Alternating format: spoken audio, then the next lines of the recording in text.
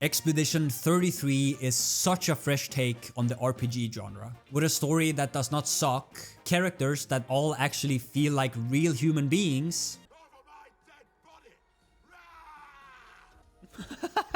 and a combat system which bridges the gap between turn-based and real-time combat. Unfortunately, I, being the smart person I am, decided to completely ruin this portion of the game during my very first playthrough by not dodging or parrying anything at all. So today, I am here to make it up to you, as we will be attempting to beat the entirety of Expedition 33 by only parrying attacks. But I think we need a few more restrictions than just parry only. After all, I could still just go full defense and, well, as you saw in my last video, just tank my way through the entire game. If it's possible without parrying at all, parry only would be way too easy. So to stop myself from doing this, we will be playing the entire game on a single HP. Cause if I want the true parry experience, I should not be allowed to fail a single one. This will have to be a completely flawless run, using just a single character on a single HP.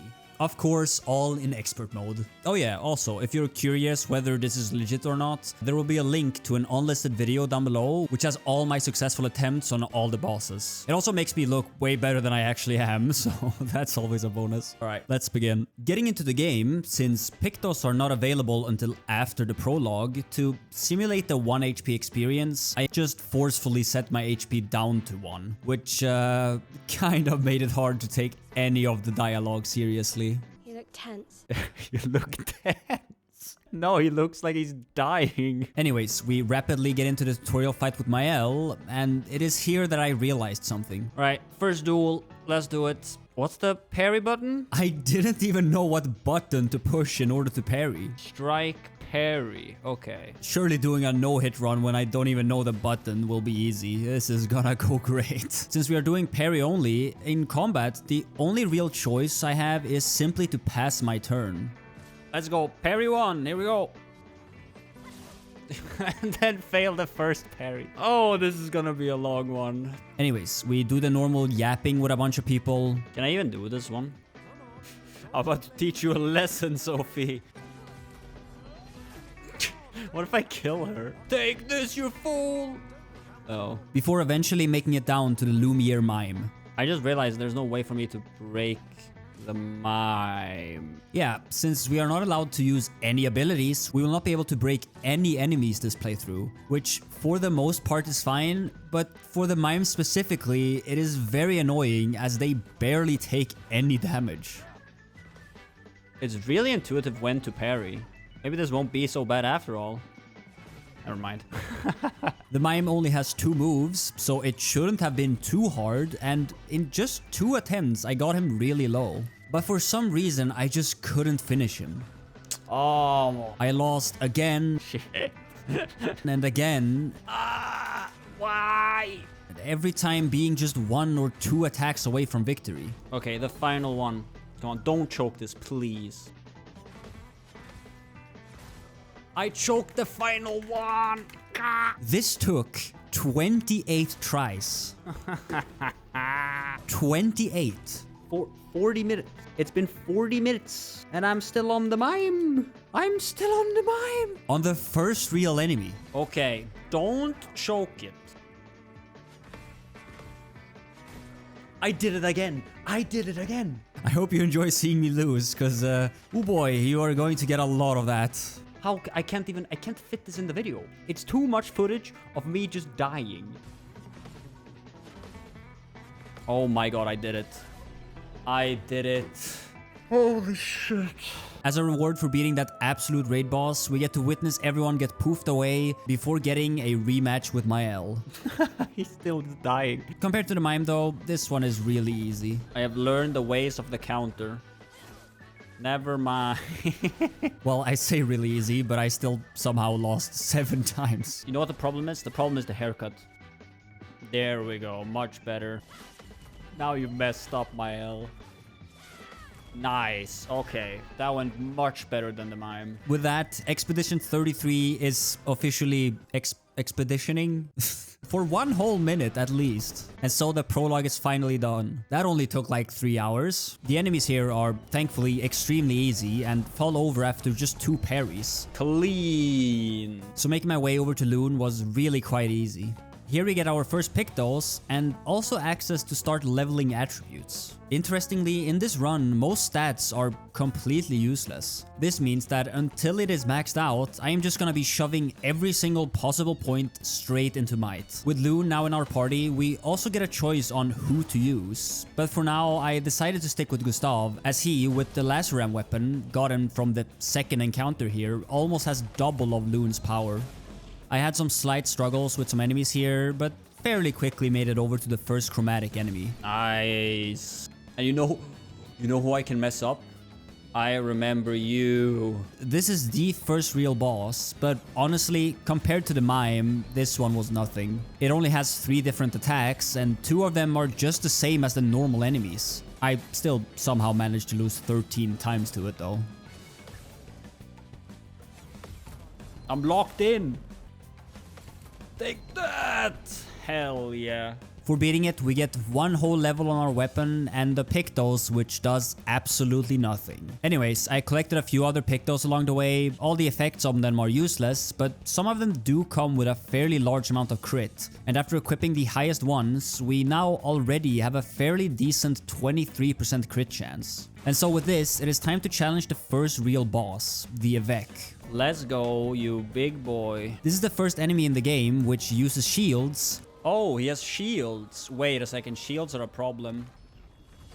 Oh my god, that's gonna take forever. Shields really are the bane of this run. Each one completely negates 1 instance of damage. What this means is that every shield on a target protects them completely from an entire move, which would get really annoying really quickly. The Avec itself actually only has 2 moves. One is just a single big hit and is really easy to parry. Unfortunately, however, the second one is where we run into the first attack, which is meant to target your entire team. Upon managing to counter an attack like this, your entire party will usually all perform a counter attack at the same time. And so to balance this, the amount of damage each member deals is significantly lessened. However, since we are only using 1 character, this means that the counterattack we get from these attacks just deals significantly less damage than any other normal one. This meant that I could either get really lucky and absolutely obliterate the Avec's HP, or I could get super unlucky and have to sit there slowly chipping away 100 HP at a time. And to make things even more fun, when he gets low enough, he also enrages. Oh my god, 8 shields. 8. I mean, if he keeps doing this one though, it might be good. Never mind. That attempt took like 7 minutes. That is so infuriating to fight against.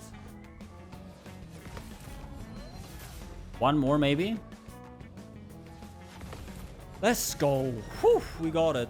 With the Avec down, we now get access to a small portion of the open world. But really, there is just one real way to go. And no, it's not into the chromatic abyss. I'm not doing it this early. This playthrough is gonna be hard enough as is. Maybe I'll come back when I have a bit higher damage. Into Flying Waters we go. This is the first zone where even the normal enemies were starting to give me some trouble. Oh god. Inside the manor now, we get to recruit Mael, who is by far the hardest hitting character normally, but as all we really care about, for now at least, is pure attack power, Gustav still has her beat. And so we come to the moment I had been dreading. It was time for the Curator. In case you have not seen the last video I did, where I beat the entire game without dodging or parrying, this guy was a real problem and stopped me from progressing for a really long time. But this time, things would be a bit different. Oh my god, that is so easy. I remember I struggled so hard on this guy. It took like 10 hours, and then this is what you do in the actual fight. Maybe challenge running on my first playthrough was a mistake. Who knew? Yeah, it really is. The Curator is just a jump tutorial, and his attacks are all super easy. I was worried that jump attacks would count as dodging, but looking at the end screen, it turns out that it's neither counted as a dodge nor a parry, so I will allow the use of them. I mean, it's kind of a parry, right? You dodge an attack and then fire back. Cut me some slack, man. My damage is bad enough as is. Anyway, after that riveting battle, I beat up Monoco, who I still somehow lost to once, and could then make it over and take on these enemies here. Upon beating them, we get rewarded with a new weapon for Mael, not only putting her up to Gustav in terms of raw attack power, but also having an extremely important effect at level 4. Next up was the second chromatic enemy, the Troubadour. This one is, again, just like the last chromatic enemy, fairly tricky, but with just 2 moves, it didn't take all too long to learn. And just like the last one, a dozen attempts was all it took. How? Damn, that one is hard.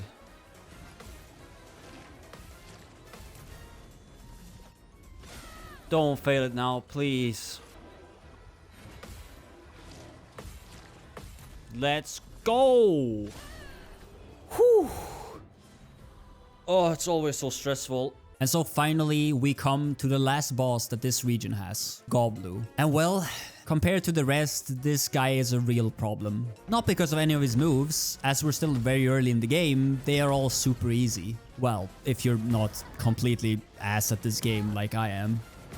What's the timing? I can't hear it. No, the real problem is what happens when you bring him down to 80% HP. Here, he grows 4 flowers. These will, after a few turns, grant him extra damage, but more importantly, shields. And well, since all we are allowed to do is just counter him, we can't exactly shoot them like you're meant to. So with him constantly regrowing them and absorbing them, with shields absorbing 1 whole counterattack, I barely even have enough time to get in a single attack before he made new ones. I clearly needed more damage. So first, I went ahead and did the optional Nevron quest to get Loon another weapon, which importantly deals lightning damage. And seeing as most enemies in this region are weak to all lightning damage, this weapon is by far the hardest hitting one we have access to right now. Still, this would be nowhere near enough, so instead of just trying it again, it was time to take on another boss I had skipped, the Burgeon. Something we will have to worry about though is his absolutely enormous health bar. Even with me now doing way more damage, it will still take a long time to bring him down. And sadly, as it turns out, move-wise, he also has quite a lot of variety, making the fact that I would have to perfect parry over 30 moves a real problem.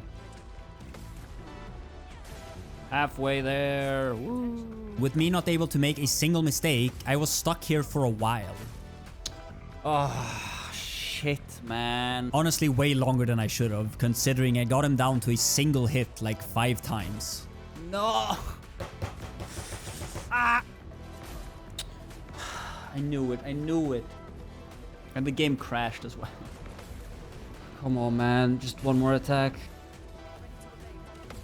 Let's go! Exactly 100 parries. That took forever. Enjoying this video? Then make sure you hit the subscribe button. They will keep coming, sometimes at least. Just click the button, man. Anyways, the reason I at all went after the Burgeon is what we get for beating him. The Augmented Counter 1, increasing all counterattack damage we deal by a massive 25%. So with this upgrade, it was time to head back and try to beat Goblu, since this is basically as strong as we're getting. And while I knew it would still be hard, with this damage I was doing, I still felt like it would be doable. 1200 without a crit. But as soon as the flowers came back, I noticed that this would still be borderline impossible. Especially since one of the attacks he does prompts an expedition counter, making the few damage opportunities we even get sometimes almost do nothing at all. Still, I persisted and eventually got him down to below 25% health. At 25% health, Goblu summons in even more flowers. And this time, it is just too many. In total, he has 7 blue ones, making it so that every time he absorbs them, he gets 7 shields. And as it turns out, after exactly 2 moves, he always regrows them, and after 4, he absorbs again. It meant that I, at the most, could just destroy 4 shields, while he was getting back 7. Wow, okay. It didn't matter how many moves I tried countering, he would just absorb it all with his shields. So is this where this run ends? Already on arguably the first real story boss? That's what I thought at first. It was, after all, impossible. I would either need to spend hundreds of hours farming for XP until I was so overleveled that I could like 3-shot him, or I would need to find a way of getting past him without ever fighting. And thankfully, there exists exactly one such way. found by the speedrunning community. By going to the Coral Cave Expedition flag and heading over to this crossroads, we find this interesting little coral plant here. As it turns out, with the jank movement this game has, it is possible to actually jump up on it. And by then performing some fairly precise jumps, get all the way over and up on this coral here. This one is very close to the edge of the map, and so by lining up correctly, it is possible to jump completely out of bounds. Oh, it worked! It actually worked! For some reason, there's actually a lot of stuff out here. Bro, look at this. That's so cool. It almost felt like they intended for the map to be way larger than it actually is. Anyways, this is great news for us, as there just so happens to be a perfect path for us to follow here. I did manage to fall off a few times. No, where am I? Where's this? Hello? Oh, I don't think I'm meant to be here. Not again! Just gotta climb this very intended mountain right here. But eventually I was able to jump all the way over and up this hill of rocks. Whoa. This is so cool. Look at this. We are now actually up and above the Goblin fight, so by simply just jumping down and climbing over this invisible ledge, it is possible to actually land behind the cutscene trigger. It actually worked. Simply letting us run out of flying waters without needing to fight it at all. A pretty cool skip in my opinion, and sadly completely necessary for this run to at all continue. Anyway, now out of flying waters, we unlock the ability to upgrade our weapons, and all we need now is just some polished chroma catalysts. And so to get them, since we now have access to the real world map, it is time to run all the way over to the hidden Jezreel Arena. It contains 4 battles, which are all straight 1 versus 1. The first fight is really simple, even though he does try some sneaky tricks. He faked me out, did you see that? Clean. The second one, I for some reason really struggled with. He has 2 moves that, as far as I could tell, does not really have any indication of when it will hit. What? What is this timing? I don't understand. So I somehow managed to lose 15 times to this guy. Nice. Which is more times than it took for me to beat both the 3rd and the 4th guy combined. Oh, he got me. Oh, the fake out.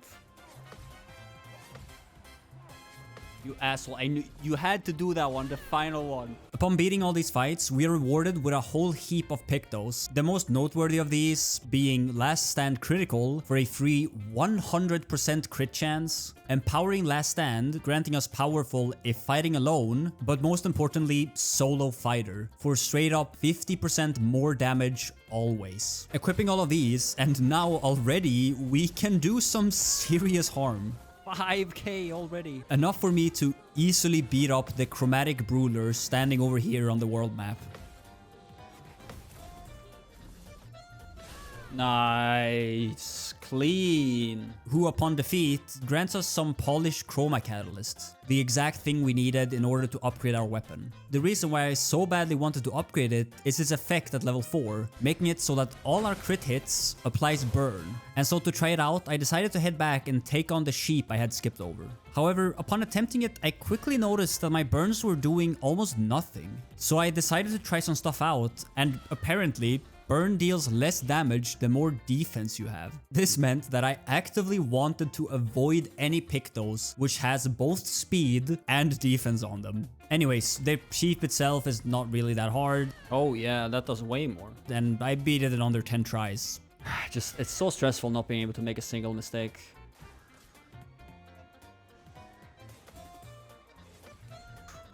Thank God. Oh, I got scared there. Whew.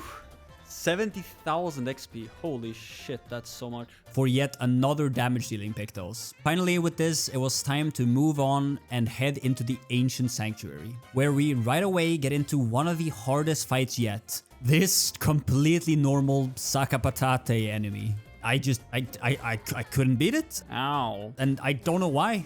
Why am I so bad? What are these Elden Ring fake outs?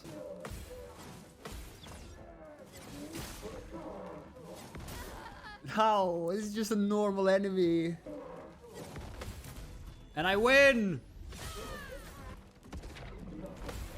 Woo! That random enemy took 7 attempts, by the way. I don't know why, but I really struggled on parrying any attacks in basically this entire zone. Thankfully, I could just run past them, at least till I got to the ultimate Sakapatate. With my current weapon though, I was perfectly prepared for this fight, as with him being weak to fire, I was able to hit for some absolutely massive damage. 4,000. Still, as we're getting to the point where bosses start to have at least a bit harder moves now, I was experiencing why trying to learn a boss's moveset with just a single HP would be so annoying. Since I had never paid any attention to these attacks, I had never learned them. So even though this fight was really simple, it still took me 16 attempts, cause every time he threw out a new move, I simply lost. No! Nice. That really shouldn't have been that hard.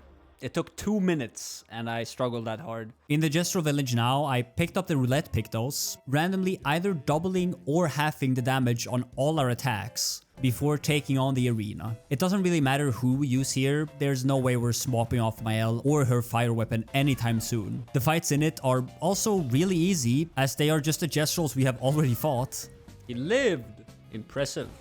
And CL, who, well, doesn't exactly have the most HP. Bye. There it is, 9999. We pick up SKA by beating up this immobile rockman. Alright, Francois. Oh shit, he has 5 shields. Pretty easy to counter though. Never mind. Take this. Woo. He dead? I just needed 1 attack. And so it is time to move into Stone Wave Cliffs. Most enemies here are very annoying, like this even rockier man, who every 3rd turn gives himself 2 shields. Thankfully, the burn we have now also fills the purpose of helping us get through shields, but it was still a real grind to even make it through one of them. Dad. 42 parries to kill a random guy. And some of the enemies were actually still completely impossible, like the cultists here who constantly gave themselves 4 shields every turn.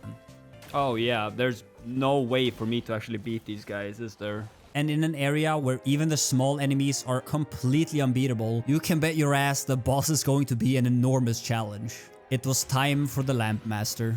Okay, this guy was pretty easy last time, so hopefully he will be just as easy this time. I was a bit too overconfident. To be fair, phase 1 did feel very manageable, and apart from one move, which I really struggled on for a while.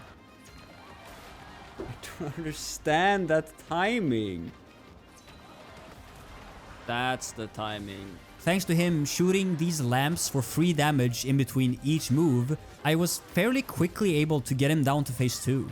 Okay, phase 1 is not that bad. At the start, I wasn't really worried. The moves were kinda tricky, sure, but I was successfully able to parry most of them.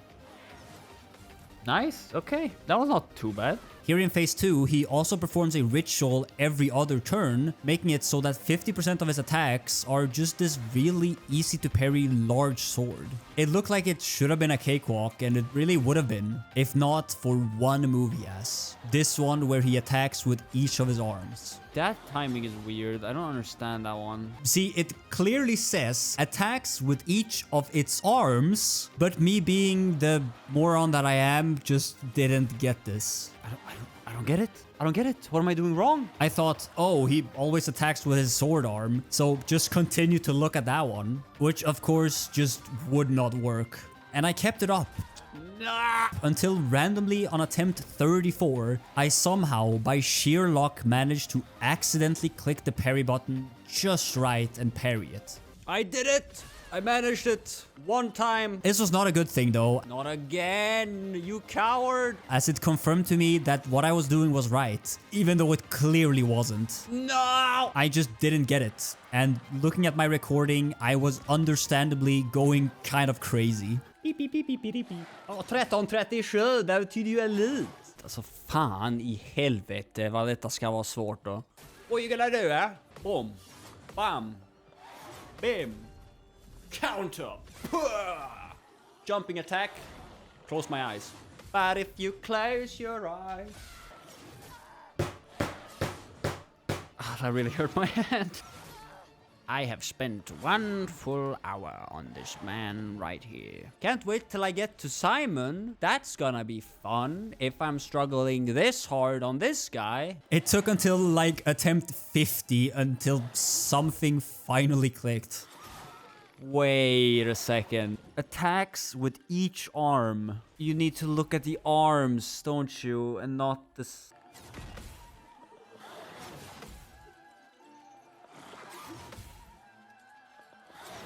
That's the timing, okay. And after realizing this, it just took me 3 attempts to beat it. 3 out of a total of 65 attempts. Let's go! Jesus, that could have been done like 2 hours ago. Well, time for this one. I'm already depressed, so this scene is gonna be great. Oh, it's time for the manliest battle of all time. Because I can't do anything. I pass. You pass? I pass. Who will attack first? Not me. Or I guess me. The first overcharge this playthrough. With Gustav sadly gone, we instead get Verso and also unlock Swim on Esquier, letting us explore more of the map, even though there aren't really many places we can go for upgrades. I was able to head over to these enemies here, and after a battle, which thanks to the Hexka lasted a full 6 minutes, got a free upgrade on the weapon all the way up to level 10, before heading into the Forgotten Battlefield. Here, I quickly ran into the Chromatic Luster, the first enemy which completely absorbs all fire damage, meaning that Mael really just couldn't hurt him. So instead, it is time for our newly acquired Verso to shine. Verso is actually the only character in this run who will actually be able to utilize his passive ability. At the start of a fight, he begins on rank D, but by successfully parrying and attacking, these slowly increase. As they do, Verso also gets a damage increase to everything he does. And well, after equipping him with this random weapon I had laying around, he was already hitting for max damage on basically every single counterattack. 7k on an expedition counter?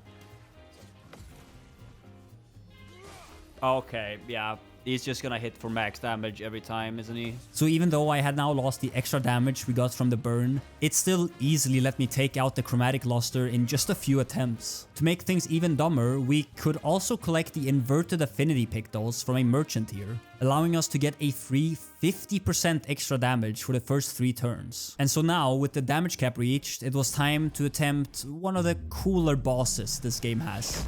Dualiste. This guy was meant for parrying, and most of his attacks felt amazing to parry, with very nice both visual and sound cues. Very fair.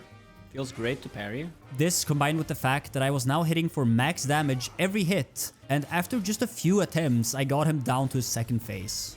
Alright, phase 2. And to be honest, this one is almost even simpler, simply because of this attack, where 2 jumps are required, letting us hit for a stupid 30,000 damage on this move alone. Clean. Ho ho, look at that damage.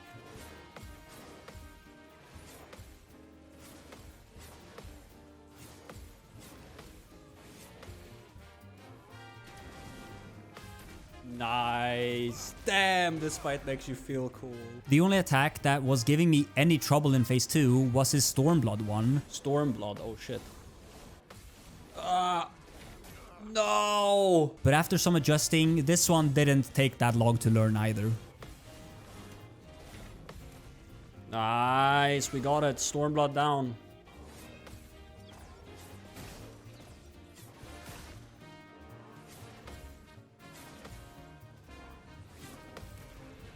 Easy. Woo! Man, the Dualiste fight felt good. Finish him! Let's go! And so, with Dualiste defeated, it is time to move into Monoco Station to challenge the man himself.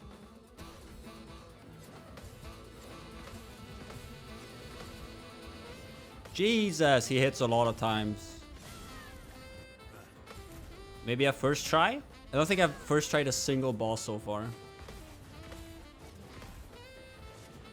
No, my first try! Clean. Third try. Oh boy, this fight, I want to see how different this fight is, because this fight was so hard when you couldn't tank anything. Oh my god, this is so easy. What? He's almost dead.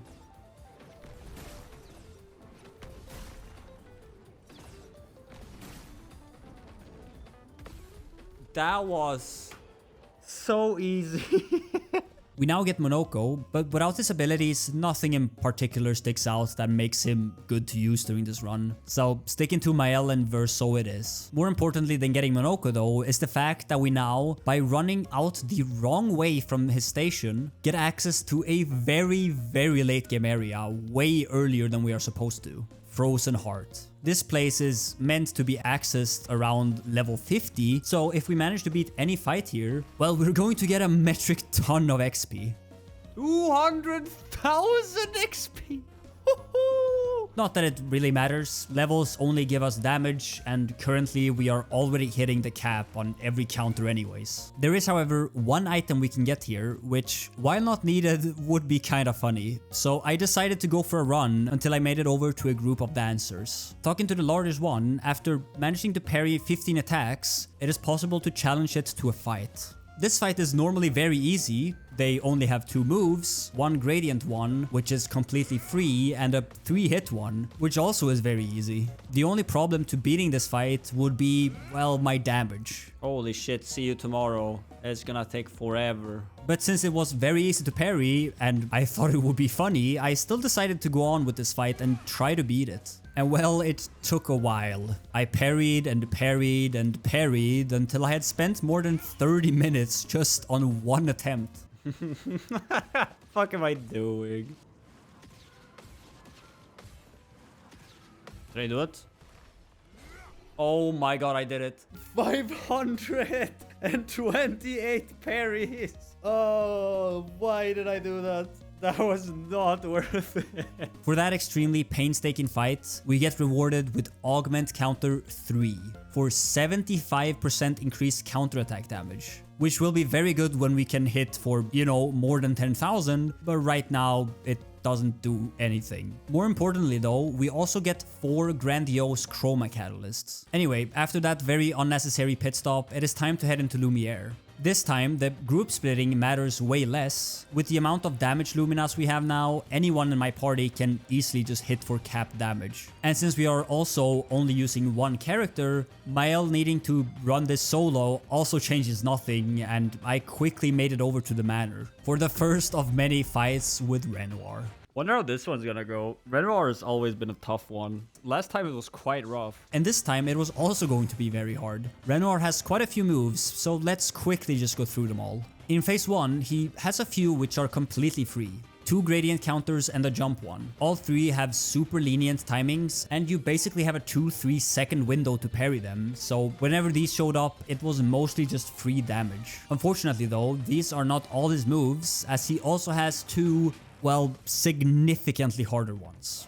Ah, shit. The first one is this ranged one, and it might not look very hard, but he delays these attacks several seconds at a time. Especially on this spin he does, where you have to parry a full second after what feels like should be the timing. So delayed! The second tricky one is the melee one. Here, he loves waiting a full second, often to the point where you have to parry before it even looks like you're supposed to. These 2 attacks by themselves though wouldn't have been the biggest problem, but it's the fact that he constantly spams them, swapping between them, which made it really hard. He's spamming! Someone stop him! Eventually though, I got him down to half HP, but here things would just get worse. See, at half health, he summons in these petals. Normally, you can simply just destroy them, but seeing as they never attack, doing that is just not possible parry only. And without destroying the petal, this meant that every single fight, when I got him down to phase 2, he would always get the full heal from the petals. It sure also didn't help that 2 of the super easy gradient moves now are extended and way harder than before. Oh, it's a different version. Wait, he even has new moves?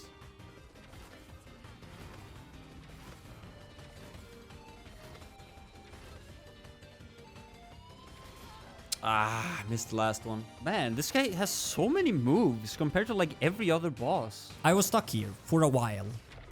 No! Oh, and I didn't even get close. 31 minutes and I have achieved absolutely nothing. But every attempt, I was getting a bit better.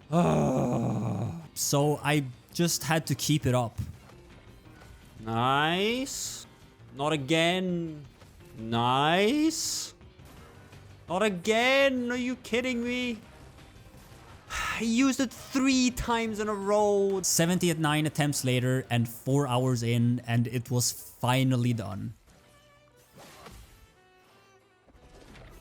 Let's go. Is it enough? Yes! That took so long. 4 hours. But it's done. It's done. Oh, and this is just the first Renoir. Imagine what the paintress is gonna be like. I was feeling very good, but that wouldn't last very long as it was time to head over and into Visages. Here is where we're going to get the most important item of this entire run, found just to the left of the Joy Mask. This weapon is what we will be using all the way up till Act 3. It makes it so that all our light damage always burns on critical hits, and since the weapon itself deals light damage, just like Mael's weapon, it now burns the enemy on every counterattack we do. Importantly though, it also at level 20 makes it so that our burn damage is increased by the current rank we have. And getting the weapon to this level is way easier than you might think, as just outside Monoco Station, on this beach here, we can find these enemies. Every time we beat them, they will drop between 1 or 2 of the resplendent chroma catalysts, meaning that by just resting and then repeatedly fighting them, after an hour or so, I had enough to get my weapon all the way up to level 19. And thanks to the 4 grandiose ones we got earlier from the dance teacher, could now get that very important final passive. Our burn now dealt so much damage that a single one was enough to easily hit the damage cap. So to test it out, it was time to go fight the masks, starting with by far the hardest one, the Joy one. This boss has some really long strings. Holy shit, that was indeed a long combo. And almost heals for all the damage my burn does every turn. But still, it only has 2 different moves, and I was able to, after around a dozen attempts or so, bring it down.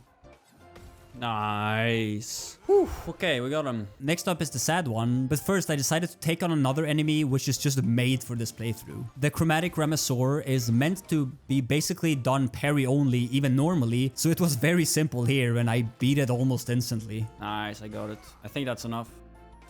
Clean. From him, we get the final augmented counter Pictos alongside Glass Cannon. Both great damage options, but again, we don't really need them. Anyways, the sad mask is just a simpler version of the Joy one. Damn, he does not have a lot of health. And I beat it second try. It's already dead. Well, this one was 100 times easier than the other one. What?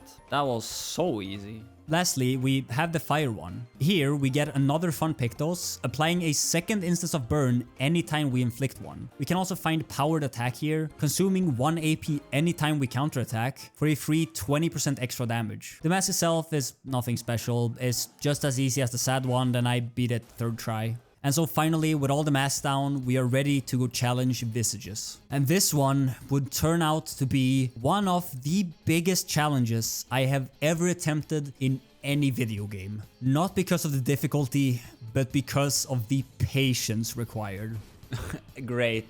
I really nailed that timing. Visages randomly chooses between a few masks, and each one has this zoomed out view where you really get to feel the hits he does. Oh, it's so slow. The moves themselves are not that hard. Nice. Uh-oh. Peace. But some of them were still giving me trouble. New move. Especially the doubt one. To parry it, it feels like you have to wait an arbitrary amount of time in between some of the attacks. What? What's the timing on that? And it took me a whole 15 tries before I finally managed to understand it. How did that miss? Okay, I'm gonna wait half an hour this time.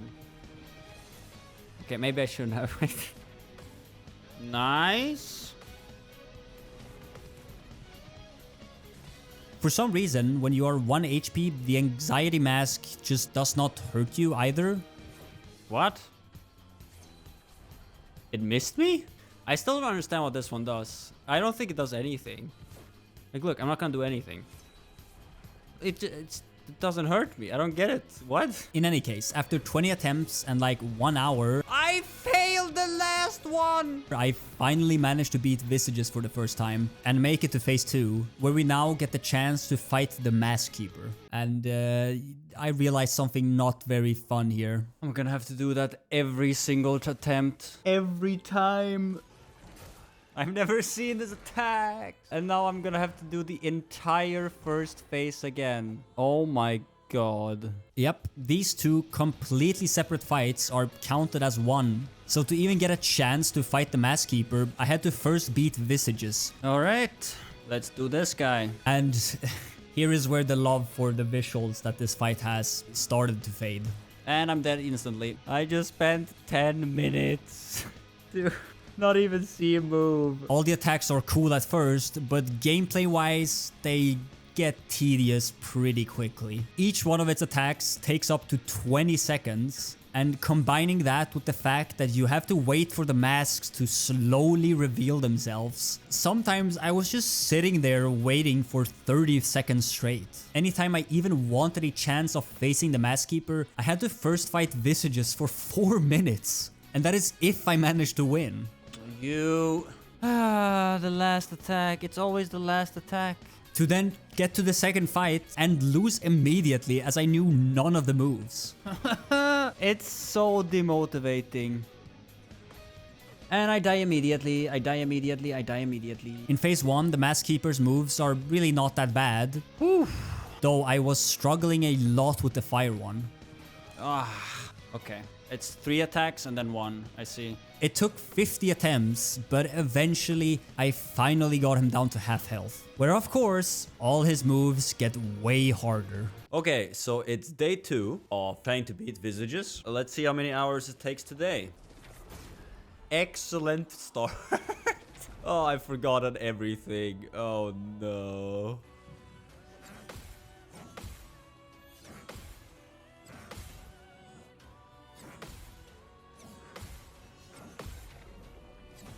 Nice. No! I got close though. That was the closest I've ever gotten.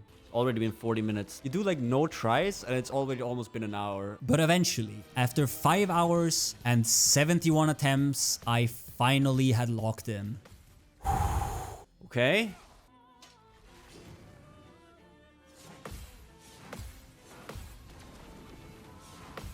Okay. Oh my god, wait a second. Is that enough? Is that enough? Let's go! Holy shit, 5 hours. I did it. That took all of my effort and... Whew, that's why I do this. This feeling right here. That's why I torture myself. Oh, now I can enjoy watching him perish. I'm free! Okay. To wind down, let's go back and fight Goblu. Goblulu, I'm here. I have returned. Here we go. It's Gustav! He lives! Be careful, Gustav! Verso versus Goblu. Let's see if I can even beat it now. I might not even be able to beat it still. Bam! Okay, no, we're good. I'll avenge you, Gustav! Yeah!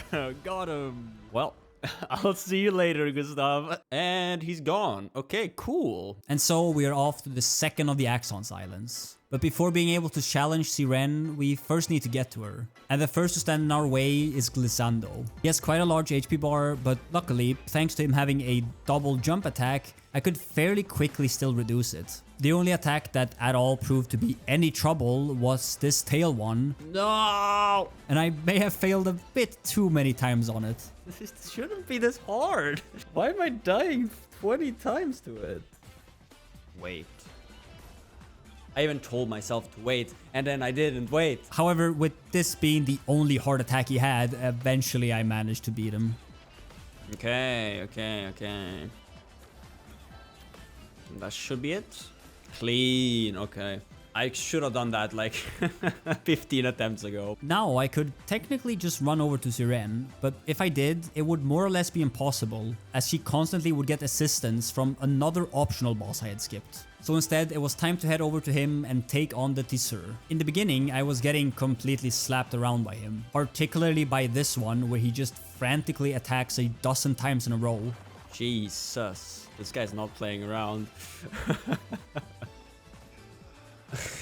I can't get the timing on this one.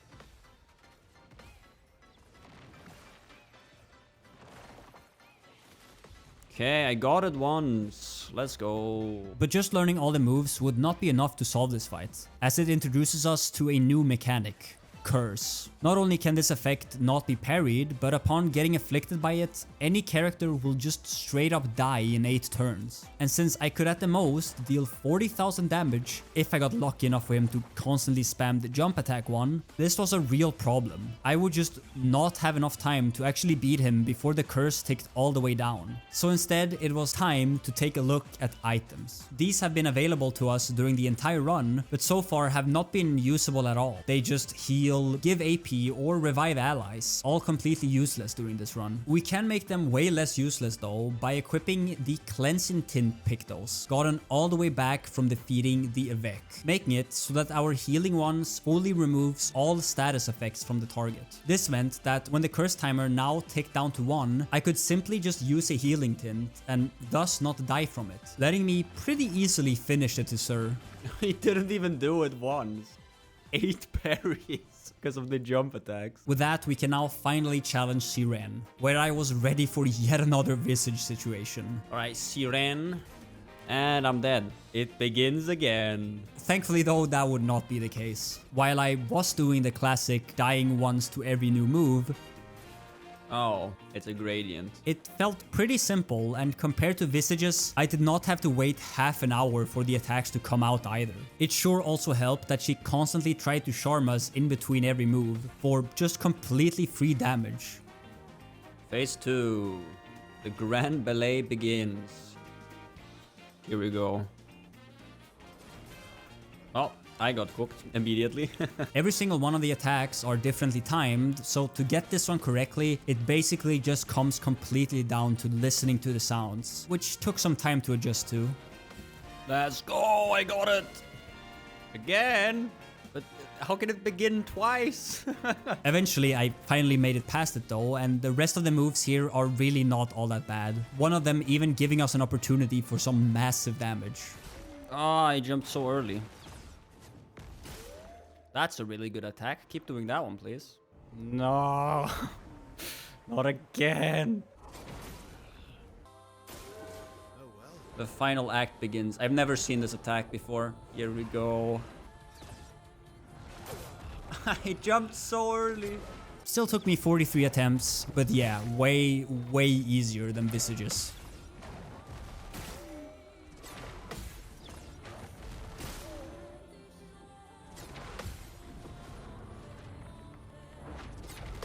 Let's go, I got it. Okay. We're not done yet, but we're getting close.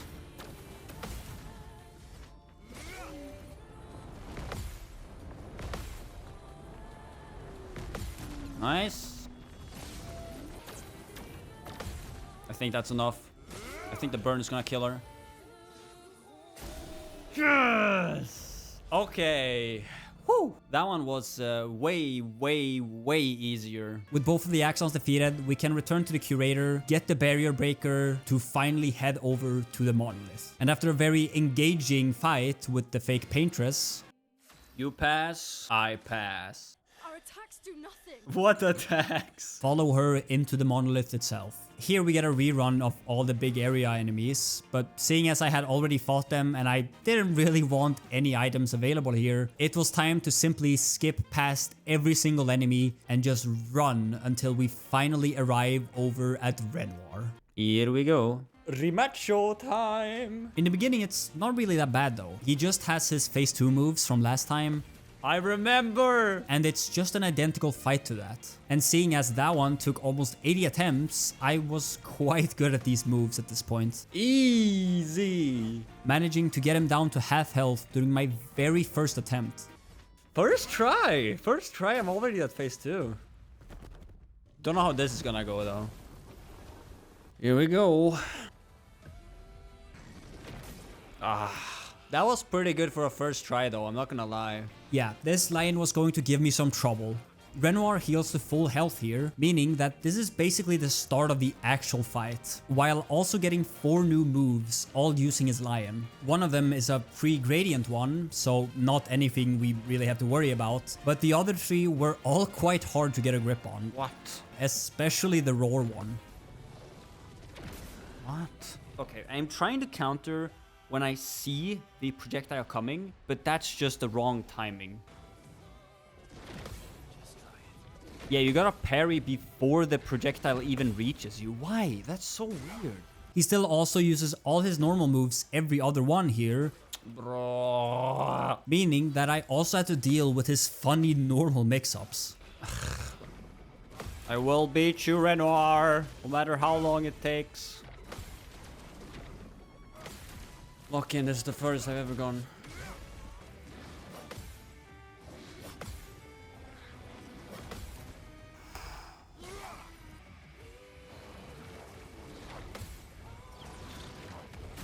I got it. Holy shit. That took so much longer than it should have. That one took more than 60 attempts, even though all he had was 4 new moves. And so with Renoir defeated once more, the time had now come, and there was nothing left but to move up and challenge the Paintress. This is gonna be rough. I'm already dead. The Paintress actually only has 5 moves in phase 1. Too bad that most of them are really strict on their timings. The first one is the one she spams the most, and also probably the easiest one, her Void Meteors. You simply just have to parry whenever you see the pop on screen, and they all follow a smooth, even rhythm, making it entirely predictable. Easy. Oh god, look at the HP bar. It barely moved. Can you just do this one always? That would be great. These are the easiest ones though, and the rest is where the trouble comes. Starting at the Chroma Waves one. This one doesn't really have any visual cues to go on. God, okay.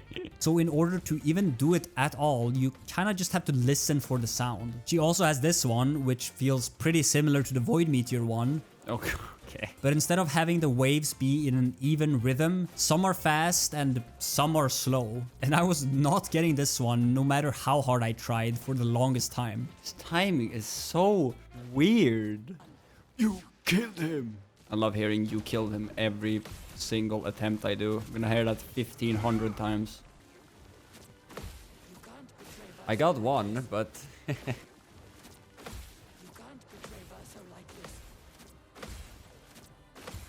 I did it. And the problem wasn't even the moves themselves, but just how long it was taken to even make it through phase 1. Technically, that's a fourth of the fight.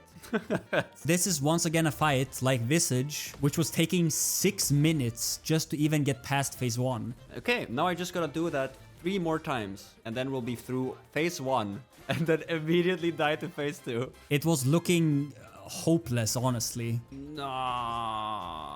I really wanted to quit, Takes so long. but I persisted, and slowly, over the course of a week, got better and better at it.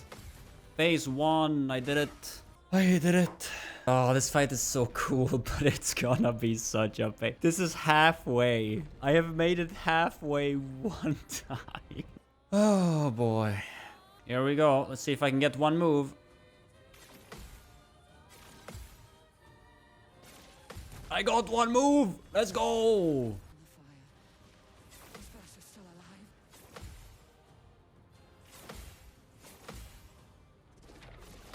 Oh my god, I got that one too. I'm cooking! Oh, and this one. Oh, I remember this one looking so cool, but how do you parry this? How do I parry this? And I failed. Well, we did our best, and we got maybe a 20th through that. Pretty good.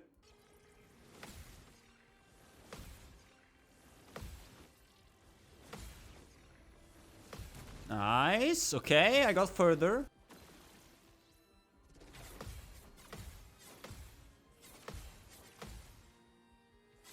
No, what is that, man? How many times does she attack? It took more than 100 attempts. She has another new attack? Oh, I thought she was out of them. But eventually, I finally got her down to half HP in phase 2. 9 shields? Oh, and I'm cursed with 2 turns left. Yeah, sure, man. Luckily, even though she does constantly and automatically curse us here, the healing tints trick will still work. So at least I wouldn't have to die to that. Right, we're halfway. Made it halfway. Pretty quick this time. No! Oh my god, I'm so stressed. Please, I don't want to have to do it again.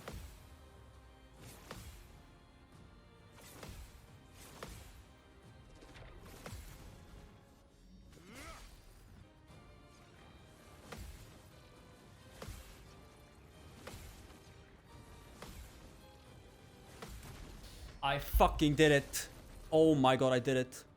I did it. Yeah, it took 146 attempts, and the total time spent on it is well above 10 hours. So with phase 2 done, we are finished, right? Of course not. She has one final trick up her sleeve, as after another cutscene, we get to phase 3.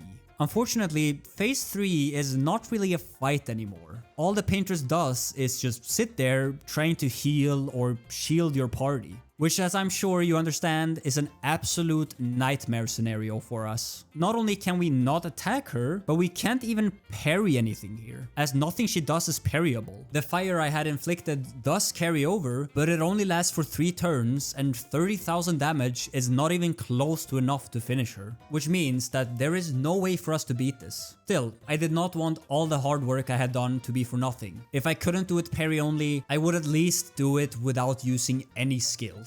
So, I needed some other way of dealing damage without clicking the skill button. To do it, we will need to use Mael and a weapon she has called Stalum. This is why you have been seeing a dead Mael in most of these attempts just chilling, if you're wondering. Every turn, it self-applies a burn to her, meaning that in just 2, she will start burning and then instantly die from the fire damage. So by combining this with Burning Death, by using a revive tint on her, it is possible to have her start burning, and as long as the paintress does not spam shields on her, also have her die, in turn proccing the Burning Death and inflicting some burns on the paintress. They only deal enough to do around 4,000 damage to her, but by just continuously reviving her, after a while it was still enough. It's done.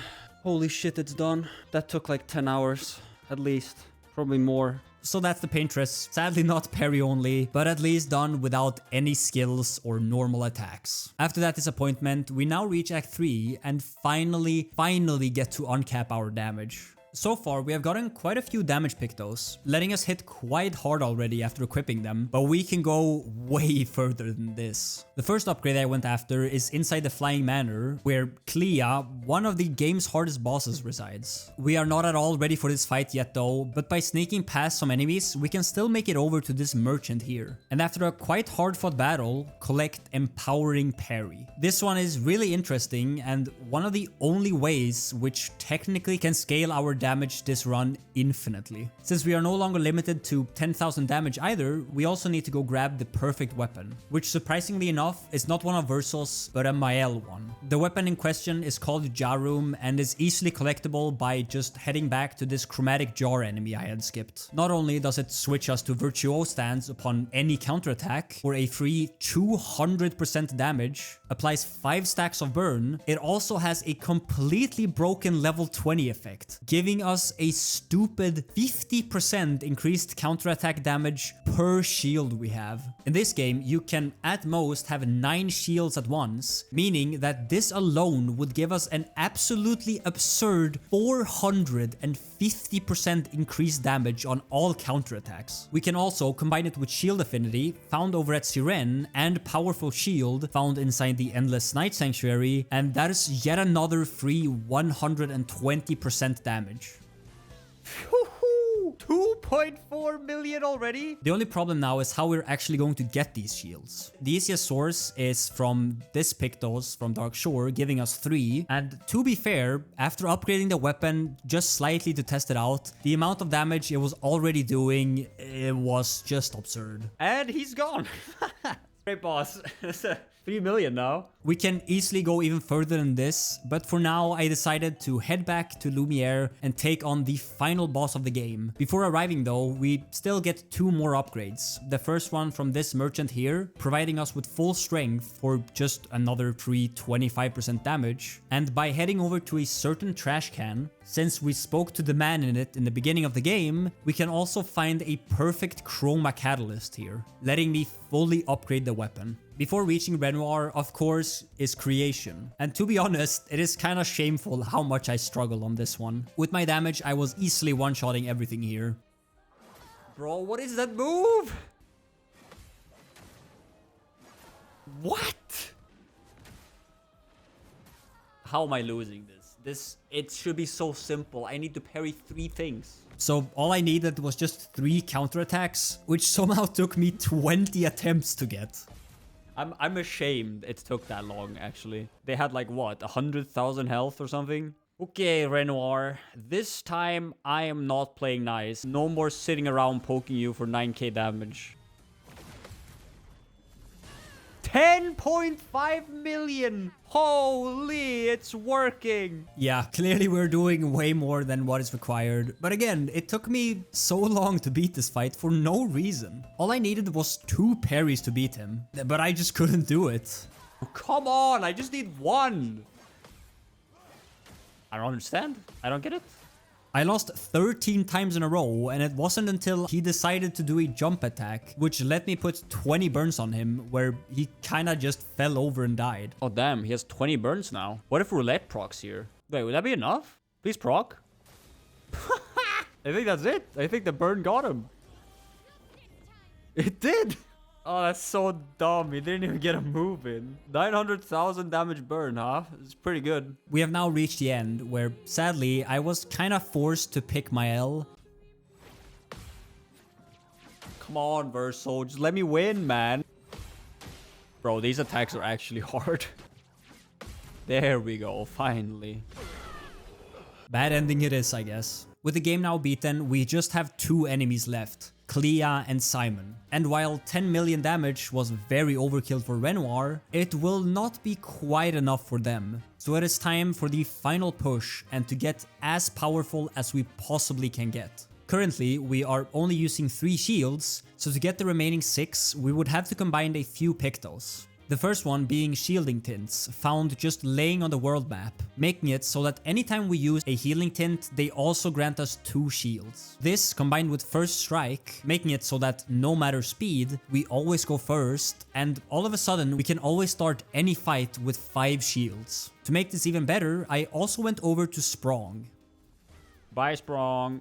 And collected the cheater Pictos, letting us act 2 times anytime we take a turn, which means not just 1 healing tint, but now 2, for a solid 7 shields at the start of any fight. We are almost done now, and the only way we can at all get stronger would be by leveling up. So that is exactly what I did. By heading down into Renoir's drafts, we can find this merchant. He is quite a simple fight, well, sorta at least. Everything is kinda hard when you have to do parry only. And upon beating him, he rewards us with an enormous 2 million XP. As he's a merchant, he can also instantly be refought, meaning that I could just farm this guy endlessly for XP. So after around an hour or 2 of doing this, I had finally reached level 99. Okay, there we go. Finally level 99. That took long enough. Letting me max out might, defense, and luck, giving us as much damage as possible with this current weapon. So now, as ready as we are going to be, it was time for Clea. I have no idea how much damage I'm actually gonna do to her. Guess we'll find out. Alright, let's go, Clea.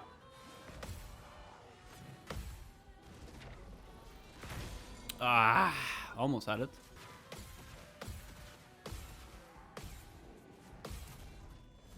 Bam! That is definitely a low roll. Well, I guess I get another shot at that high rolling.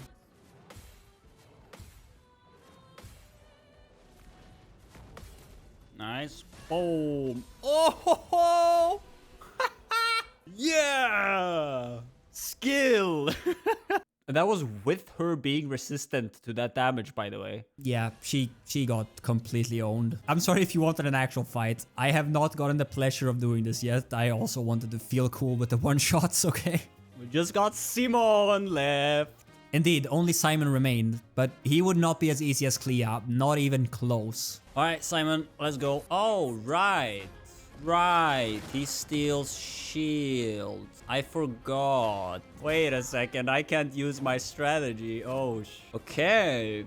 What do I do now? Simon always absorbs shields before attacking, and without any shields, my current strategy would lose around 600% damage. So I needed to find the second best thing, and well, there really is nothing that even comes close. The best I could find was this one on Verso, letting him start on rank S for 200% free damage, and also giving him an additional 20% every turn he takes, but it is still way lower than what we currently have on my L. Time for Verso. I don't know how much counter damage. This might be really shit in comparison. Counter! Okay. 10 million! That is way higher than I thought it would be, actually. Simon is actually a very interesting fight. He just hit me for over 10,000. His phase 1 is an absolute joke in terms of HP, but the moves can still be quite tricky. At first, as soon as I entered phase 2, I was getting obliterated. It seems as though he was attacking so many times that I just couldn't get any timings right. 22,000 damn. And it took me over a dozen attempts before I finally realized how his attacks actually work. Wait, I think it's the same moves as in phase 1 actually.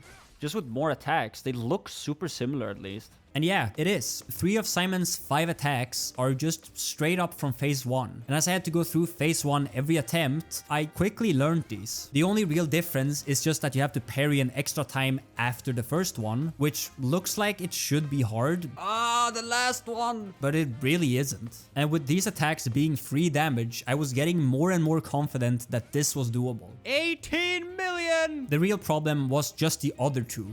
And I'm gone. Okay. Especially the lightspeed one he has. I don't think I parried one there. The lightspeed one is hard. Eventually though, I learned them. Not flawlessly, but well enough to get some counterattacks in. I got it one time. Improving. And since I was hitting for around 10 million as long as roulette procced, it was just a matter of time until I got him low enough.